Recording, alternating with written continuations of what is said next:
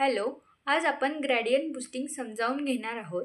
Gradient boosting ही एक पद्धत आहे, ज्या पद्धतीमध्ये आपण छोटे छोटे कमकुवत जे मॉडेल्स असतात ते एकत्र करून त्यापासून एक स्ट्रॉंग मॉडेल बनवतो.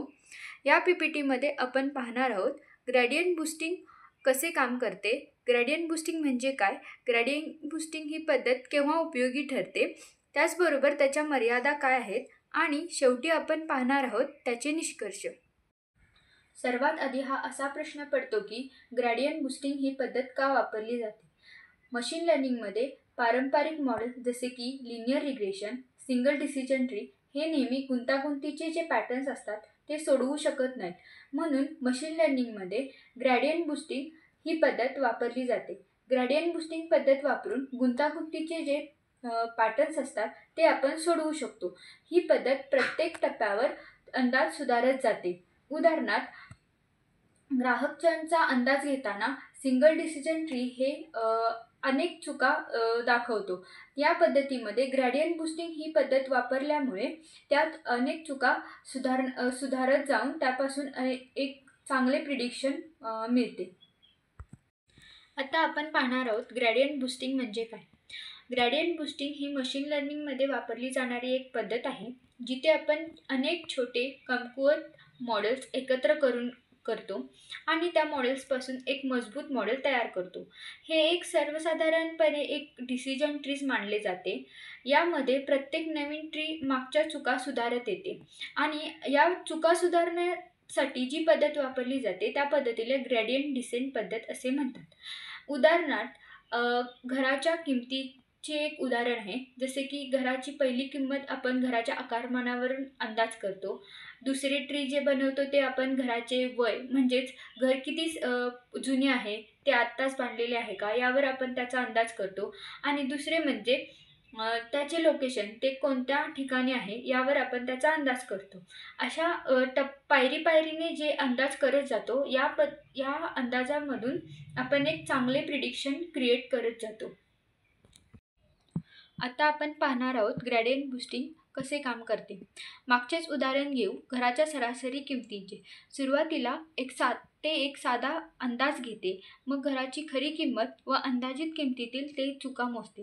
या चुका शिकवण्यासाठी एक छोटा डिसिजन ट्री ते ट्रेन करते.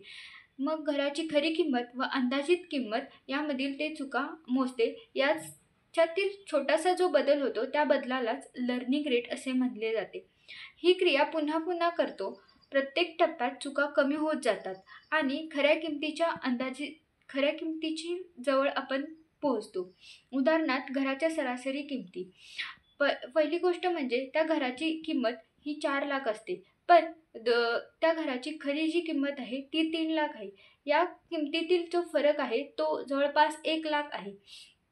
ह्या ज्या फरकातील चुका आहेत त्या शिकवण्यासाठी आपण एक छोटंसं डिसिजन ट्री क्रिएट करतो. जे डिसिजन ट्री क्रिएट करतो त्यामध्ये जर घर लहान असेल तर त्यामध्ये आपण 1 लाख वजा करतो व जर ते घर एक मोठं असेल तर त्यामध्ये अजून 50,000 आपण ॲड करतो. हे जे मॉडेलमधील बदल होत असतात या बदलालाच लर्निंग रेट असे म्हणतात. शेवटी या ग्रेडियंट बूस्टिंगचा यूज करून ह्या पद्धतीमध्ये घराच्या खऱ्या किमतीपर्यंत आपण जाऊन पोचतो. त्यामुळे ह्या घराची सरासरी खरी किंमत ही 3 लाखापर्यंत जाते. ही प्रोसेस अशीच सुरू राहिल्यामुळे यातील आपण प्रिडिक्शन वाढवू शकतो. पुढील स्लाईडमध्ये आपण पाहणार आहोत की या गोष्टींमध्येच काही मर्यादा आहेत. जसे की पहिली गोष्ट म्हणजे या क्रियेसाठी जास्त वेळ लागतो, कारण ट्रीज ह्या एकामागोमाग एक बनवावे लागतात. त्यामुळे हे बनवण्यासाठी जास्त वेळ लागतो. दुसरं म्हणजेच ओव्हरफिट होऊ शकतो. खूप ट्रीज या क्रियेमध्ये घातले तर मॉडेलमध्ये हे नॉइजेस होऊ शकतात. तिसरं म्हणजे आउटलायर्स ह्या संवेदनशील असतात. खूप जास्त किमतीचे किंवा वेगळे डेटा पॉईंट्स जर यामध्ये आपण ॲड केले तर आपले परिणाम बिघडू शकतात. आणि तिसरं लास्ट म्हणजे मोठ्या मॉडेल्समध्ये अंदाज हा हळू होतो, कारण शेकडो किंवा हजारो जर ट्रीज असतील तर हे मॉडेलसाठी लोड होऊ शकतं, त्यामुळे मोठ्या मॉडेल्समध्ये हा अंदाज धीमा होतो. आता आपण इथून मागे जे पाहिलेले मुद्दे होते ते आपण एकत्रित करून पाहू. जसे की ग्रेडियंट बूस्टिंग अनेक ट्रीज एकत्रित करून एक अचूक अंदाज घेते. तसेच हे रिग्रेशन आणि क्लासिफिकेशन या दोन्ही प्रक्रियेसाठी खूप उपयोगी आहे. पण ओव्हरफिटिंग आणि स्लो ट्रेनिंग टाळण्यासाठी योग्य ट्युनिंग असणे आवश्यक आहे.